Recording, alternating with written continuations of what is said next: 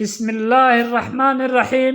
الحمد لله رب العالمين، والصلاة والسلام على أشرف المرسلين سيدنا ومولانا محمد صلى الله عليه وسلم. السلام عليكم ورحمة الله وبركاته. waxaan halkan ka salaamayaa dhammaan Soomaali Maxamed meel walba oo joogaan. waxaan halkaa inooga sii socon doonaa insha Allah kabayadii diiniga ahaa ee taxanaha ahaa. kabayga maanta waxa la yiraahdaa nasiib.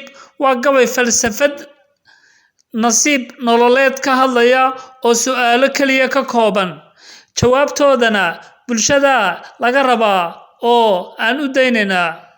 wuxuuna insha Allah ku bilaabmayaa sidan: nasiibku ayuu la jiraa, ma qofkii nasiib leh ayaa nasaba. naruuradu ma waxay ku nasataa meel naq iyo doog leh. nimcadu ma waxay ku nagaadaa ninka ragga. naxligu ma wuxuu nabar u geystaa intii noolaa. nabaddu ma waxay ku nasataa dhul nabaad leh. naxdintu ma waxay nooc kale ka dhigtaa sanku neeflaha. nitaaqo miyaa lala dhintaa, been miyaa lala naaxaa. nacasku ma naawilaa rajada. nusqaan yaa leh, niyad sami ma lagu najaxaa. naacaw yaa helaa, nacabku waayo, nasri yaa gaadha. nolol fiican yaa sheegtaa, goormaa la niyad jabaa. maxaa lala naafoobaa, hadma ayuu qalbigu noogaa.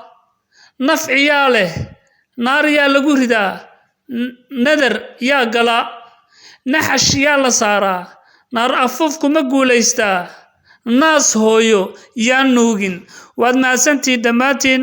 waxaan leeyahay dad badan oo nasiib badan ayaa isku haysta in ayna nasiib lahayn, waana ayaan darada u weyntaasi. wassalaamu calaykum waraxmatullaahi wabarakaatu.